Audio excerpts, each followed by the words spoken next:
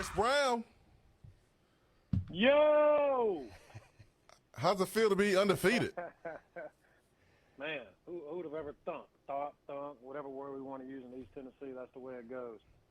Feels great, man. I think it's a great time to be a Tennessee Vol. I think the guys are really showing up, and again, I think this is just another step in the direction that we needed to take, and it was good to see the guys come out and execute early, kind of put our foot on their throat and never look back. What would have happened to you, Chris, if you catch that ball on the goal line and the Kentucky player goes low and flip you over the same way they did Jacob Warren? Are you holding on to the ball, or were you tall enough to even get flipped like that?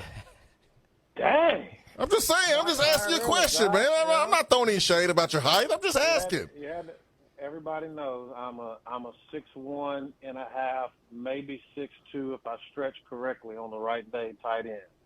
I don't know if I would have been tall enough, to be honest. just being perfectly honest with that, man. Listen, at the end of the day, you want to make all the plays you can.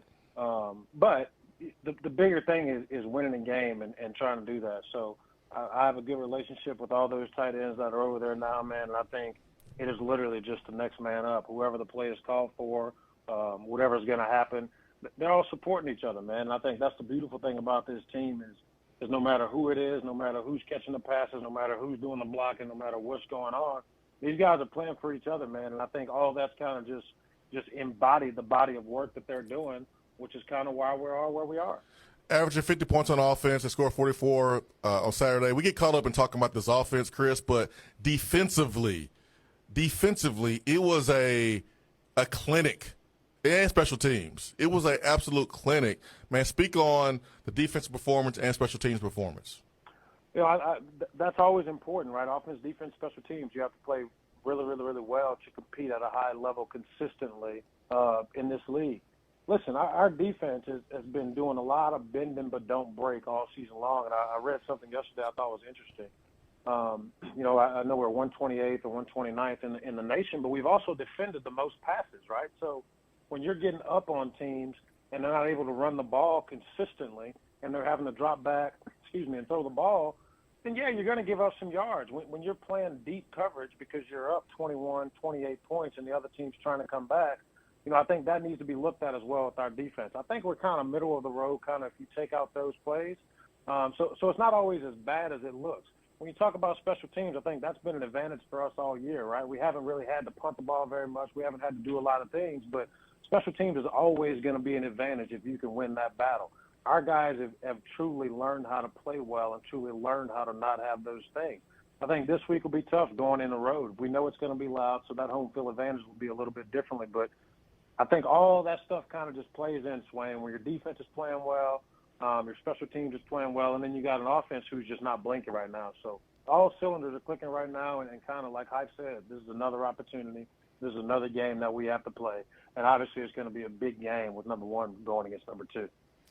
So as we move that direction, Chris Brown is with us, former Tennessee tight end, contributor to the Vol Network. Where do you start the conversation in terms of what Tennessee needs to try to do to go to Athens and get to 9-0?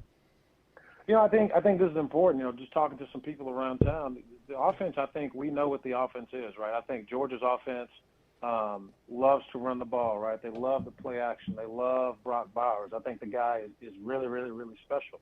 But I think when you get up early or maybe you get on a team a little bit sooner than they were expecting, it kind of forces you to have to throw the ball a little bit more and be a pocket passer. I mean, obviously we know Stetson Bennett can move the ball around. He's got a lot of weapons around him to be able to throw the ball. But when you're running the ball effectively and you're able to really get that play action going to where they can really do a lot of bootlegs, do a lot of play action, trying to throw deep overs, trying to catch you off guard with stepping up for that run, that makes a difference. So for us, we have to control the tempo. We have to do exactly what we've been doing. And I think defensively, obviously, Georgia can play. I mean, they got guys on their defense that are studs, right? But I think multiples of receiver sets, I think still trying to run the ball. I think stacking receivers is going to be huge, Swain. But by and large, we just need to play our game. And I think if we play our game, everything else will kind of take care of itself. And we'll just see what happens. So you're a former tight end. Everybody's asking this week already, what do you do about Brock Bowers? And Darnell Washington is no slouch in terms of physically what he is. I mean, that's where a lot of the conversation starts in terms of their strength talent-wise. They have a ton of it, but it's at the top when you go to Bowers and Washington probably. Yeah, you know, I think the things that frustrated me, Josh, were people getting their hands on me coming off the line. When you get a linebacker kind of up in your face, really trying to thud you before you can do anything. I think a lot of stuff that they try to do with Brock is by keeping him off the ball and by moving him in motion so that stuff can't happen.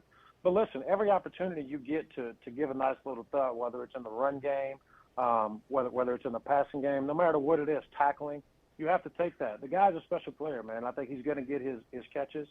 The big number 0, the guy behind him in Washington, man, he's huge as well. That's been Georgia's game for a while, was getting the tight ends involved. And I think, again, you press up on those guys, you get somebody around them, you kind of play bracket coverage, and just don't let him go off and have a crazy game to where he's the guy that you know they're going to throw the ball to every time. But the guy's a special player, man, and that's what they look to get their offense going.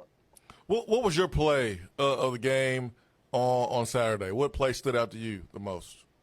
You know, there was a lot of them that stood out, Jason. I think just overall, man, the way the guys on offense are literally just competing.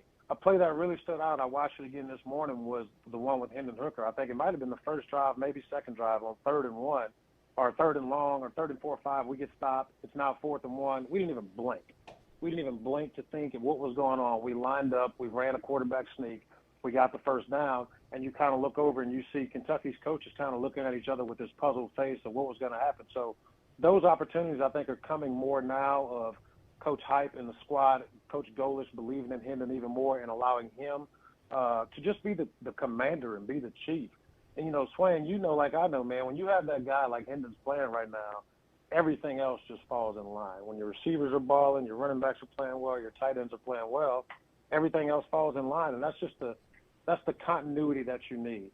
The quarterback is the general. Hendon obviously is the general. And I think what he's doing right now is just controlling the tempo for everybody, and everybody's feeding off of it. How about that scene, too? So it's Champions Weekend, yet all the championship teams being honored on the field. Baseball team was out there, basketball team waving to Kentucky fans. Rick Barnes with some interesting thoughts on that, by the way. But, you know, Chris, that kind of comes back to what we've talked about here over the last few weeks of just what's going on in Knoxville, on Rocky Top, with Tennessee fans, because football leads the way, but all these other sports kind of are connected to it as well. You know, I think it's a very special place, Josh. This place is special. And to have the Champions Weekend where kind of everybody came back, man, those guys looked like they had a ball. And, again, the continuity. On Saturday nights in Neyland Stadium or days or whatever you want to call it, nothing else matters. And I think that's the biggest, most happiest thing for everybody right now is nothing else matters. It doesn't matter where you are, who you're from, what you got going on. We celebrate together, and we're doing this thing together. And I think the football team has kind of done a great job in leading that. But we also had other sports throughout this past year, man, that have kind of elevated us to there. Swain, we had Coach Vitello on before the show, and his energy is just unbelievable, man. And just hearing him talk about sustainability and how we can continue to do this. And then obviously we got Rick Barnes, and what those guys did on Friday night against Gonzaga was very special.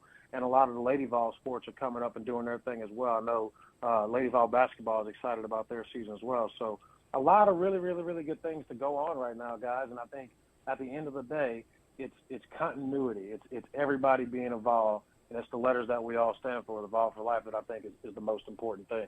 Yeah, I was going to say, Chris, I know everyone had their outfits, was looking good, the players were looking good in dark mode, but nobody, and I mean no one in that stadium was fresher than Tony Vitello. So shout out to Tony Vitello, man. He was It's kind of infuriating almost. That jacket was mean. Yep. That jacket was. I told my daughter about that jacket, and she's like, oh, I was like, yeah, he was fresh. He knew what he was doing. And the patent leather, all patent leather kicks he had on. Oh yeah, fresh. Yeah, he knew what he was doing. Yeah, he was fresh to death. He went to Chris. Chris Brown, former Tennessee tight end. You hear him on the Vol Network. You're not going to hear any hype jokes from me, Chris, next time you come on. We appreciate you as always and look forward to talking to you again sometime soon. We're the same height, Chris. Josh, I know, but I'm supposed to be taller. You're supposed to be that height. My position, if you look at it, go back and look at the pictures. I got to get on my tippy toes the other day. But, Josh, that's why me and you always been good, Fred. This is what Swain does to me. I'm used to it. Oh, man. Best hands from a Tennessee tight end that I've played with. I'll say that, man. Second best hands on the team. That. Hey, go Vols, boys. We got a big one this week. Thank you, boys. Y'all have a great day. You got it.